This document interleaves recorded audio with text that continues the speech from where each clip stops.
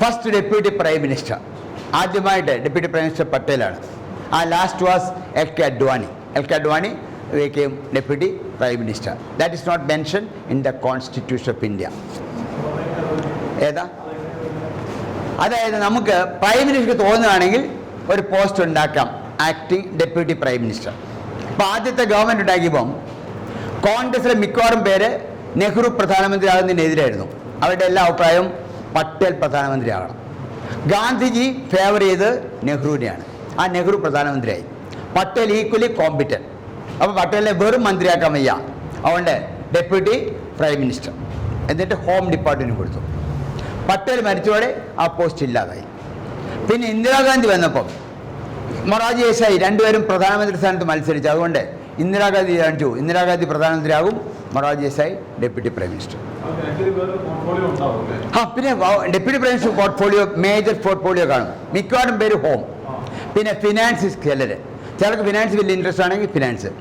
എല്ലാവരും ഇഷ്ടപ്പെടുന്ന മൊറാർജി എപ്പോഴും ഫിനാൻസ് ആയിരുന്നു. Advani home, Patel home. ഏറ്റവും പ്രധാനപ്പെട്ട മന്ത്രി കേന്ദ്രത്തിൽ പ്രൈം മിനിസ്റ്റർ കഴിഞ്ഞാൽ ഹോം മിനിസ്റ്ററാണ്. അതുകൊണ്ട് മിക്കവാറും പേര് ഹോം എടുക്കും. പിന്നെ ചിലർക്ക് മൊറാർജിക്ക് എപ്പോഴും ഫിനാൻസ് ആയിരുന്നു ഇഷ്ടം. അപ്പോൾ മൊറാർജിയുമായിട്ട് ബന്ധപ്പെട്ട ചില ക്വസ്റ്റ്യൻ ചോദിക്കാവുന്നതാണ്. ആദ്യത്തെ finance minister of independent India ആദ്യത്തെ ബഡ്ജറ്റ് അവതരിപ്പിച്ചത്, first budget of independent India was introduced by ആർക്കെങ്കിലും അറിയാമോ? ഓർക്കുന്നോ? R K Shanmukham Chetty. ആദ്യത്തെ Indian minister, finance minister introduce first budget of independent India, R K Shanmukham Chetty. മൊറാർജിയുടെ പ്രത്യേകത, he has introduced the largest number of budgets. ഏറ്റവും കൂടുതൽ budget അവതരിപ്പിച്ച മൊറാർജിയാണ്. എത്രയാണ്? 10 ബഡ്ജറ്റ്സ്. നെക്സ്റ്റ് സെക്കൻഡ് റാങ്ക് ആർക്കാണ്?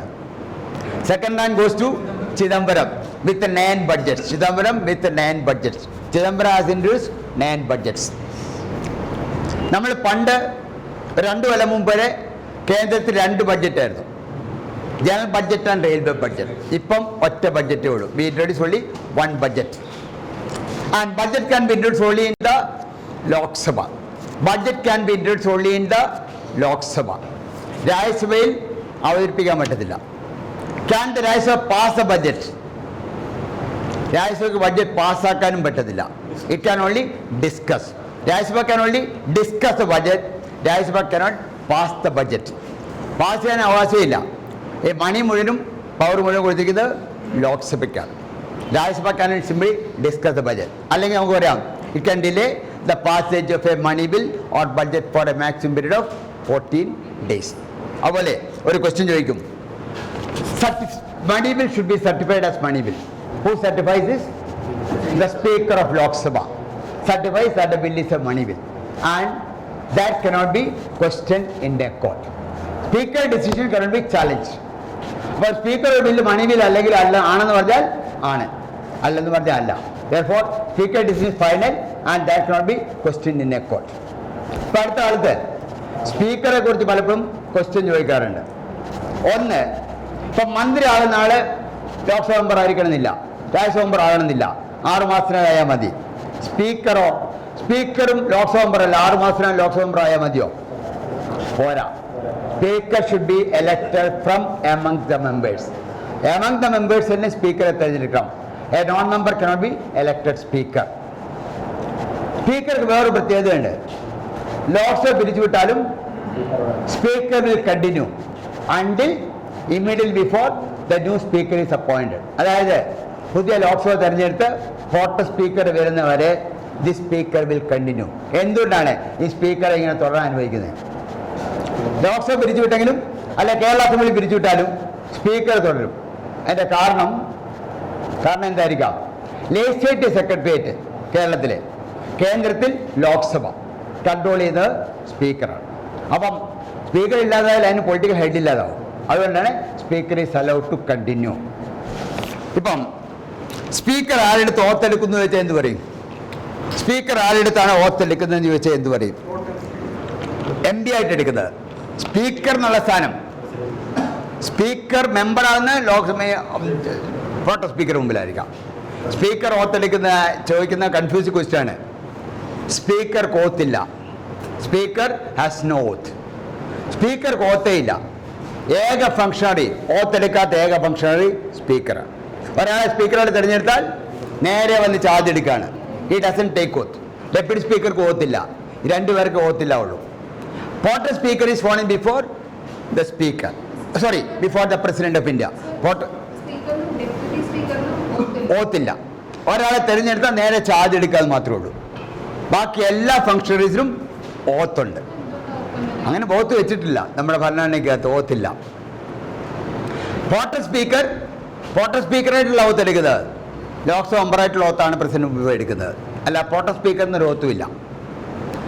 അപ്പം കഴിഞ്ഞ പ്രാവശ്യം ചോദിച്ചൊരു ക്വസ്റ്റ്യൻ, പോർട്ടർ സ്പീക്കർ ചാർജ് എടുക്കുന്നു, സത്യപ്രതിജ്ഞ ചെയ്യുന്നു. ഇനി സ്പീക്കറെ തിരഞ്ഞെടുക്കാം. The date is decide by hmm. എന്നാണ് സ്പീക്കറുടെ തെരഞ്ഞെടുപ്പ് നടക്കുന്നത്? Date is decide by 2 option president. എപ്പോഴും നമ്മൾ വിചാരിക്കും പ്രോട്ടോ സ്പീക്കർ ആയിരിക്കും തീരുമാനിക്കുക. പ്രോട്ടോ സ്പീക്കറാണ് ഇലക്ഷൻ നടത്തുന്നതെങ്കിലും പ്രസിഡന്റ് ആണ് തീരുമാനിക്കുന്നത്. Date will be decide by the president of India. President പറയും എന്നാണ് ഈ തെരഞ്ഞെടുപ്പ് നടത്തേണ്ടത്, അന്നാണ് പ്രോട്ടോ സ്പീക്കർ ഈസ് എലക്റ്റഡ്. പിന്നെ speaker actually has no right to vote.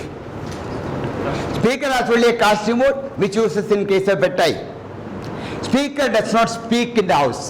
സാറിന് പറയും സ്പീക്കർ പ്രസംഗിക്കാറേ ഇല്ല, ഒരു ബില്ല് അവതരിപ്പിച്ചാൽ പ്രസംഗിക്കത്തില്ല, അവിശ്വാസം പ്രസംഗിക്കില്ല, മറ്റുള്ളവർക്ക് പ്രസംഗിക്കാൻ അവകാശം അനുവാദം കൊടുക്കല്ലാതെ speaker does not speak in the house.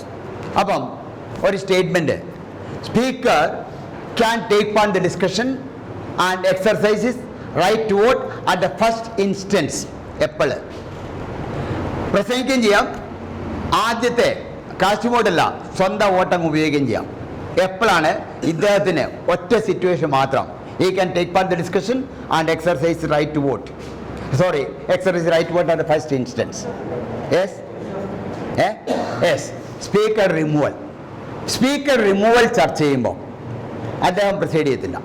അദ്ദേഹം ഓർഡിനറി മെമ്പറായിട്ടിരിക്കും. അദ്ദേഹത്തിന് തന്നെ ഡിഫെൻഡ് ചെയ്യാനുള്ള അവകാശമുണ്ട്. So he has to right to speak. Deputy speaker preside ചെയ്യും. അന്നേരം ഡെപ്യൂട്ടി സ്പീക്കർ കാണുമല്ലോ, അയാൾ പ്രസൈഡ് ചെയ്യും. അപ്പോൾ ഇദ്ദേഹം ഓർഡിനറി മെമ്പറായിട്ടിരിക്കും. അപ്പോൾ ക്രിറ്റിസം വരുമ്പോൾ ഇയാൾക്ക് പ്രസംഗിക്കാം, ഡിഫെൻഡ് ചെയ്യാം. എന്നിട്ട് വോട്ട് ചെയ്യുമ്പം അങ്ങനെ അനുകൂലമായിട്ട് വോട്ട് ചെയ്യാം. അപ്പോൾ ഒറ്റ സിറ്റുവേഷൻ ഉള്ളൂ സ്പീക്കർക്ക് പ്രസംഗിക്കാൻ അവകാശവും വോട്ട് ചെയ്യാൻ അവകാശവും. That is only when speaker can disqualify a member. ഏത് ലോ അനുസരിച്ചാണ് ഒരു മെമ്പറെ ഡിസ്ക്വാളിഫൈ ചെയ്യാൻ സ്പീക്കർക്ക് ആവശ്യമുണ്ട്? Anti defection law. Anti defection law speaker can disqualify a member. Disqualification പറഞ്ഞാൽ എന്താണ്? He loses membership of the house. Member loses membership of the house. ഈ ആക്ട് പ്രകാരം ഏക പണിഷ്മെന്റ് മെമ്പർഷിപ്പ് പോവുക. പക്ഷേ ഈയിടെ കർണാടകത്തിലെ സ്പീക്കർ പോകാൻ നേരത്തെ ഒരു ഓർഡർ ഇട്ടു, ഒരു 10-12 പേരെ ഡിസ്ക്വാളിഫൈ മാത്രമല്ല ഇനി 6 കൊല്ലത്തേക്ക് മത്സരിക്കാനും പാടില്ല എന്നൊരു ഓർഡർ ഇട്ടിട്ട് അയാളങ്ങ് പോയി. അപ്പോൾ ഇവിടെ എല്ലാം ബൈ ഇലക്ഷൻ വന്നു, ഇവർക്ക് മത്സരിക്കണം. പക്ഷേ ഈ സ്പീക്കറുടെ ഓർഡർ എടുക്കുന്നു.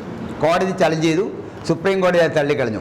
ആൻറ്റി ഡിഫെക്റ്റ് ലോ അനുസരിച്ച് ഡിസ്ക്വാളിഫിക്കേഷൻ പറഞ്ഞാൽ മെമ്പർഷിപ്പ് ലൂസ് ചെയ്യുന്നുള്ളൂ. അപ്പോൾ അവിടെ ഒരു ഇലക്ഷൻ നടക്കും, ഇയാൾക്ക് വീണ്ടും മത്സരിക്കാം പുതിയ പാർട്ടിയുടെ കാൻഡിഡേറ്റ് ആയിട്ട്. അപ്പോൾ ആൻറ്റി ഡിഫെക്റ്റ് ലോ അനുസരിച്ച് എപ്പോഴും പ്രിസൈഡിംഗ് ഓഫീസറാണ് തീരുമാനം, ലോക്സഭയാണ് ഈ സ്പീക്കർ. ഇനി സ്പീക്കർക്കെതിരെയാണ് ഈ ആൻറ്റി ഡിഫെക്റ്റ് ലോ വരുന്നതെങ്കിൽ ആര് തീരുമാനം എടുക്കും? ആൻറ്റി ഡിഫെക്റ്റ് ലോ അനുസരിച്ച് സ്പീക്കറാണ് എടുക്കേണ്ടത്. ഒരു എം പിക്കെതിരാണെങ്കിൽ സ്പീക്കർ എടുക്കും. ഇനി സ്പീക്കർക്കെതിരാണ് ആൻറ്റി ഡിഫെക്റ്റ് ലോ കേസ് വന്നാൽ ആര് തീരുമാനം എടുക്കും? യെസ്, ആ സ്പീക്കർക്കെതിരെ വരാം. അല്ല, സ്പീക്കർ പാർട്ടിയിൽ നിന്ന് പോകുന്നില്ല, പക്ഷേ ഈക്വൽ ആണെന്നിരിക്കട്ടെ.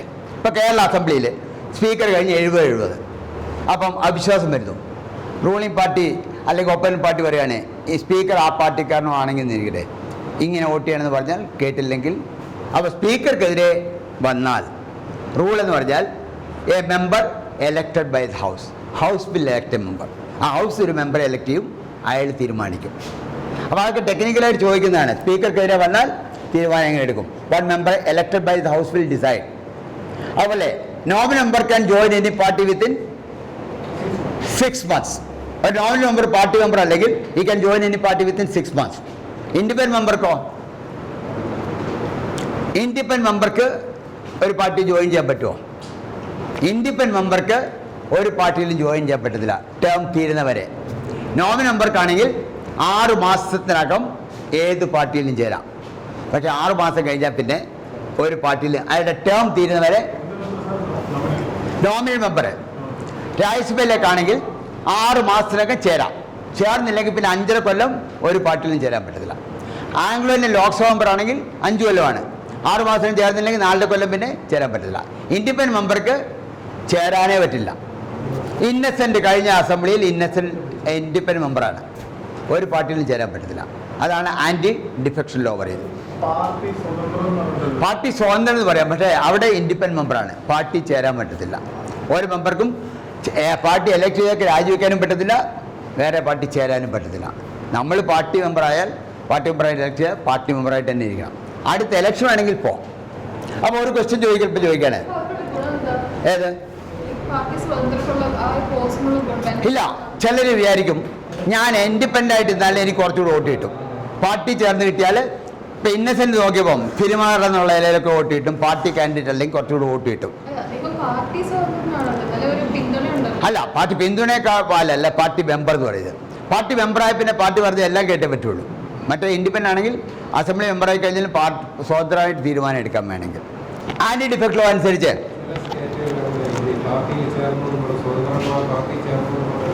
പിന്നെ ഇത് കേസൊക്കെ വരും, പിന്നെ ഇത് വരുമെന്നേ ഉള്ളൂ. വേണമെങ്കിൽ ഡിസ്ക്വാളിഫൈ ചെയ്യാം, കംപ്ലൈൻറ്റ് ഉണ്ടെങ്കിൽ സ്പീക്കർക്ക് ഡിസ്ക്വാളിഫൈ ചെയ്യാം. അപ്പം വൈസ് പ്രസിഡന്റിനെതിരെ ആന്റി ഡിഫെക്ട് ലോ ആപ്ലിക്കബിൾ ആണോ?